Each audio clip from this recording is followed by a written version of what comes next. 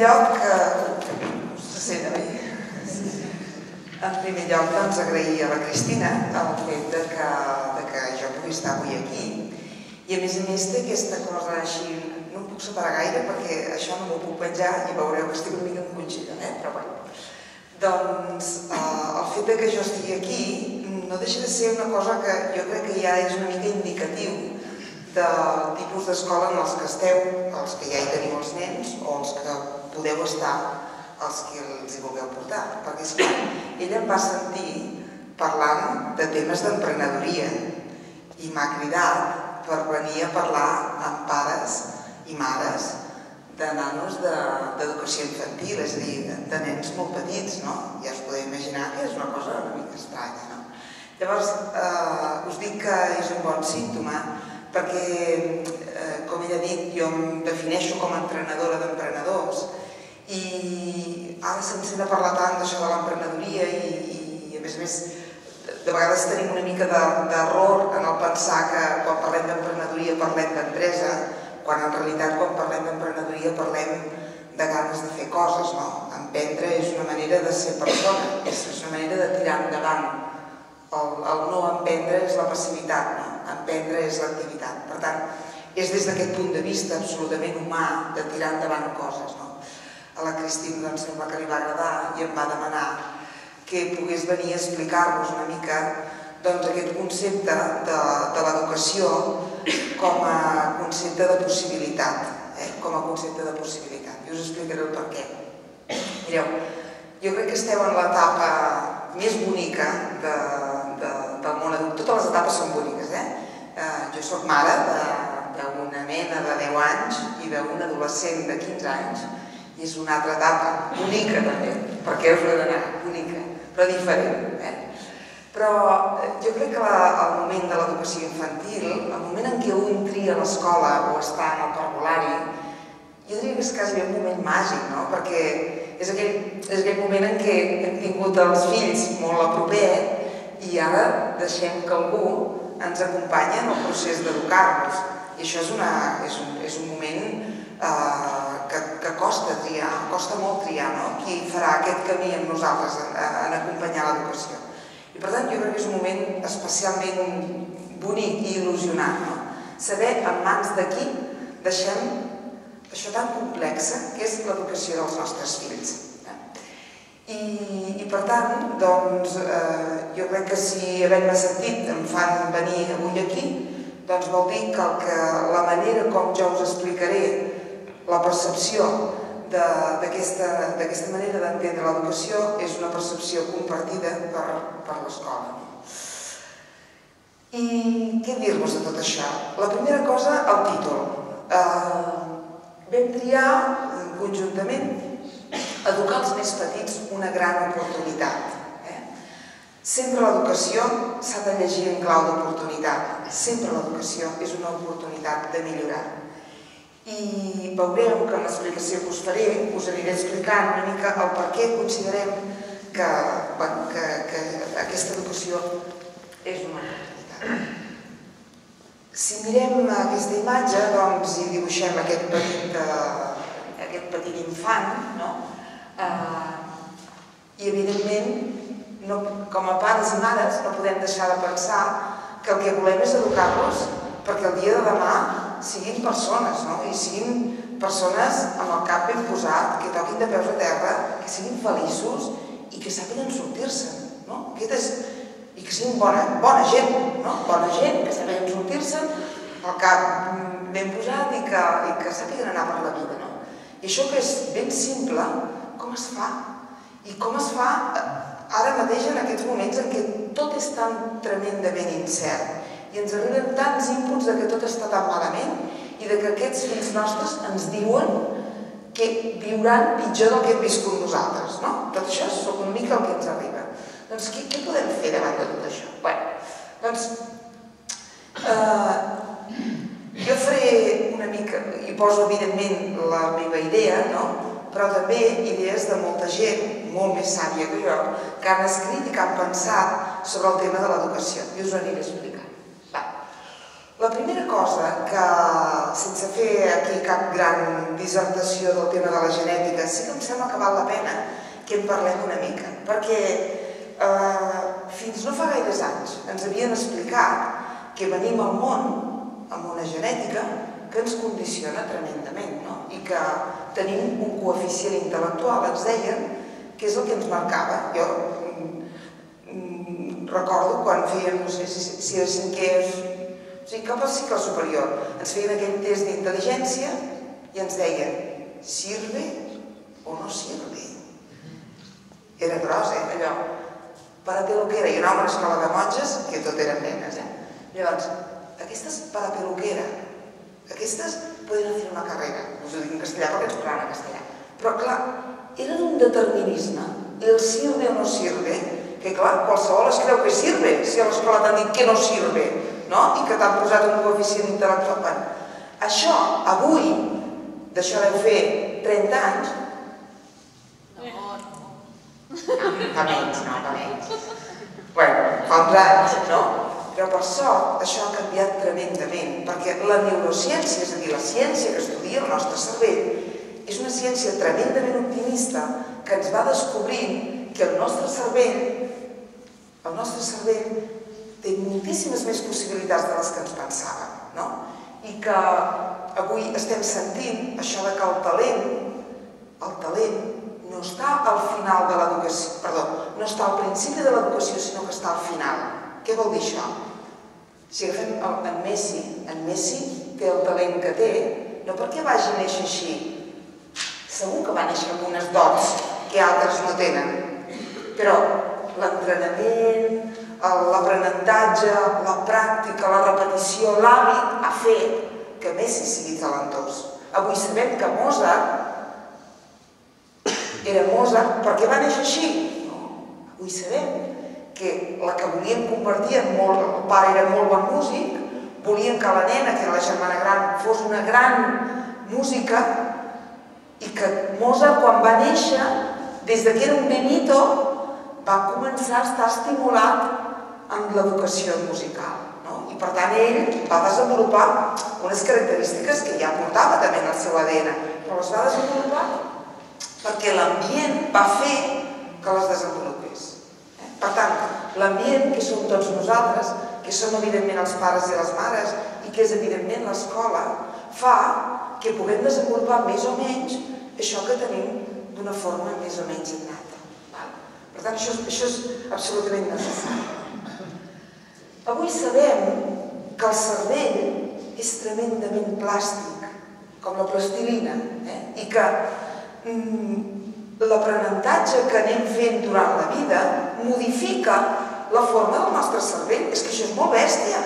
O sigui, és tan plàstic com això. Està descobert que els taxistes de Londres, es va fer una investigació amb els taxistes de Londres, i sabem que el seu cervell, de tant interpretar plànols i carrers i tot això, té una composició per interpretar l'espai diferent d'una altra persona que no es dedica a això. Per tant, tot el que fem, tot l'aprenentatge, acaba modificant d'una forma extraordinària aquest cervell. Us imagineu això, el que representa pel món de l'educació? I quan parlo del món de l'educació parlo de tots, Vol dir que els nens que avui teniu, encara que ja els hi veieu, doncs aquest nen és molt obert, és molt tímid, és molt mogut, és molt desordenat, o sigui, ja els hi veiem que apunten maneres de moltes coses, però no són éssers acabats, al contrari, hem d'entendre que aquests nens i aquestes nenes tenen tota la possibilitat del món, totes les possibilitats del món, encara que avui veieu, no sé, això, els pares, tot i que diem que no ho hem de fer, tots sabem que ho fem, no? El meu fill, jo em dedico a explicar aquestes coses, però el meu fill no va caminar fins als 18 mesos. No va caminar fins als 18 mesos. Ja us podeu imaginar que de tot el grupet que anàvem, el meu fill era l'únic que no caminava. Doncs, encara que jo ja m'ho sabia, això, bueno, ara en sé una mica més. Ara ja té 15 anys ell, això era 15 anys enrere. Però l'angoixa era molt gran, perquè veies els nens i nenes dels amics i dels parents que tots caminaven, però el meu no. Llavors, ens hem de refiar molt de la possibilitat d'aprenentatge dels nostres nens i entendre que l'evolució de cada nen és absolutament diferent, en funció de la seva maduració i també en funció de l'estímul que va rebent. Sabem, per tant, d'aquesta plasticitat del cervell. Això sabem perquè està estudiat, perquè científicament està estudiat. I per tant, el missatge més important que a mi m'encantaria que us enduguéssiu és aquest. Els nostres fills poden millorar. Sempre poden millorar. En absència, anava a dir en absència de malaltia, però també en malaltia. Passa que aleshores la cosa s'acostuma a complicar una mica més. Però entendre això, que els nostres fills poden millorar i creure-us-ho, és l'eina més potent que els hi podeu donar. Ells de seguida perceben si vosaltres confieu en ells o no. I confiem en ells des de petits. Quan estem dient que es comenci a vestir sol, ells saben si te'n refies o no, si li deixes fer o no, si tu preveus que se'n sortirà o no. Aquesta confiança, els pares i mares tenim una enorme responsabilitat en donar-los aquesta confiança. L'autoconfiança, l'autoestima, la comencen a treballar des que són ben petitons. I el mirall per entendre si es poden estimar més o menys sou vosaltres i l'escola, evidentment. Per tant, entendre que els nostres fills poden millorar és una de les coses més importants. Avui sabem que educar, evidentment que és instrucció, és donar-los coneixement, no? Volem que aprenguin coses, però cada vegada veiem més que sí que és important el coneixement, però en absolut és el més important, no? Jo em faig amic d'algú o m'estimo algú no perquè sàpiga més o menys, sinó per com és i com actua, no? Per quina és la seva actitud. Avui sabem que és important educar en el coneixement i en l'habilitat, però que és sobretot important educar en les actituds. Avui més que mai l'actitud és fonamental. Avui veiem gent molt abatuda per la situació del context, però davant de contextes iguals hi ha reaccions diferents. La situació de crisi econòmica, d'atur, que possiblement alguns de vosaltres esteu vivint, no tothom ho entoma de la mateixa manera. I el que fa diferents unes persones de les altres són, sobretot, les actituds. I les actituds les podem educar. I avui que teniu els nens en aquesta edat tan fantàstica, suposo que haureu llegit, que això del 0 als 3, del 0 als 5, és un moment en què els nens són esponges. Per tant, educar les actituds és una cosa fonamental. En parlarem una mica.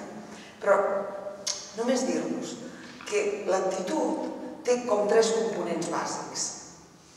I el component bàsic de l'actitud comença en el pensament.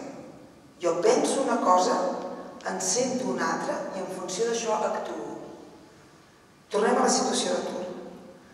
Jo em dedico pràcticament la major part de la formació que faig és per ajudar la gent, a molta gent que està en situació d'atur, per ajudar-los a trobar un camí.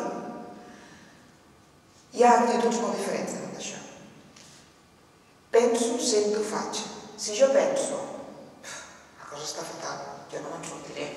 Jo tinc ja una edat, jo tinc 50 anys, és molt difícil que jo trobi feina, i vaig pensar en això. El que sento és una sensació d'abatiment, d'estar trist, de no me'n sortiré. Què faig? Doncs ja no busco tu. Si penso que no me'n sortiré, si sento que no val per res, què faig? Doncs ja no busco. En canvi, mirem una situació diferent. Estic a l'atur. Però penso que, carai, tu, que, ostres, jo tinc 50 anys i, per tant, he après moltes coses, tinc molta experiència. Sento que me'n puc sortir, sento que tinc moltes coses a fer, sento que en aquesta societat jo tinc moltes coses a aportar. Què faig? Em busco la vida. Em costarà moltíssim. Me'n sortiré? Possiblement sí. Amb els nens els hem d'educar també en aquestes actituds, perquè també ja veiem des de petitons que n'hi ha que són, anava a dir, frescos en el sentit de, escolta, que viuen molt feliços i que tot ho veuen possible i que ja neixen amb una certa propensió a l'optimisme. Però n'hi ha que no, n'hi ha que de seguida hi veuen els problemes. Jo en tinc un de cada manera, no? Tinc un que és d'una felicitat que no cal empènyer, i l'altre que pateix per tot, no? Però això ho hem d'anar educant i els hem d'anar ensenyant des que són ben petitons a que s'adonin, a que els fem reflexionar sobre el que pensen, sobre el que senten, preguntar-los com et sents, com estàs, i en funció d'això com ho fas. Jo us deia que l'educació és instrucció i també formació del caràcter. I aquí us he posat unes magdalenes. Per què hi ha aquestes magdalenes? Perquè estareu amb mi que dos cuiners, dues cuineres, dos pastissers, dues pastisseres, es poden posar a fer magdalenes exactament amb els mateixos ingredients. Però les magdalenes no ens sortiran igual. No us ha passat mai que us han donat una recepta de magdalenes i tu dius, però si m'ho he apuntat tot. Jo vaig fer bunyols aquest diumenge. Si us hagués ensenyat els bunyols que vaig fer, i us asseguro que hi era tot. Feien una cara. I els que jo m'havia menjat eren macos, esponjosos. I els meus, tristos, tristos. Bons, però tristos. Doncs amb les magdalenes passa igual. Podem tenir els mateixos ingredients i ens acaben sortint magdalenes diferents. Molt bé. Jo us he posat aquí, a mi m'agrada que en les conferències, si són cursos per descomptat, però en les conferències de vegades és una mica més complicat, però també podem intervenir. A mi m'agrada que en les conferències que pugueu escoltar, però que també us doni una mica de temps per pensar. Jo crec que d'aquí podrem sortir amb algun coneixement més si escolteu, però sobretot si us doneu aquest permís per reflexionar, perquè qui coneix els vostres fills sou vosaltres, no? Llavors, jo aquí us he donat una recepta que la fareu vosaltres, la recepta de les magdalenes, que si em permeteu, i amb tot el respecte del món, la magdalena és l'Helena. Jo us pregunto, mireu, si l'educació és instrucció més formació del caràcter, quan parlem de caràcter, quin tipus de caràcter ens agradaria que els nostres fills i filles poguessin tenir, no? Aquí porto una mica de xuleta per no deixar-me. Ens agradaria més que fossin segurs o insegurs? Ens agradaria que fossin valents o que tinguessin por davant de la vida? Que fossin més optimistes o més pessimistes? Que s'estimin més o que s'estimin menys? Que siguin més actius o que siguin més passius? Que siguin més alegres o més tristos? Ja veiem, no? Si quan posem el valor i el contravalor, de seguida ens quedem amb el valor, no el contravalor. A mi m'agradaria que amb aquesta magdalena que teniu aquí poguéssiu imaginar-vos quin tipus de caràcter us agradaria que el vostre fill pogués tenir el dia de demà. Quina magdalena us agradaria construir en el dia de demà. Poseu 3 o 4 adjectius a dintre de la magdalena. Us deixo res, 2 minutets perquè hi penseu. Aquí, si voleu, hi ha algun llapis, si algú m'ha portat.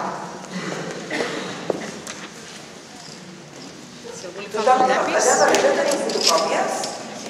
Sí? No teniu fotocòpies? A les cabines d'allà no hi ha,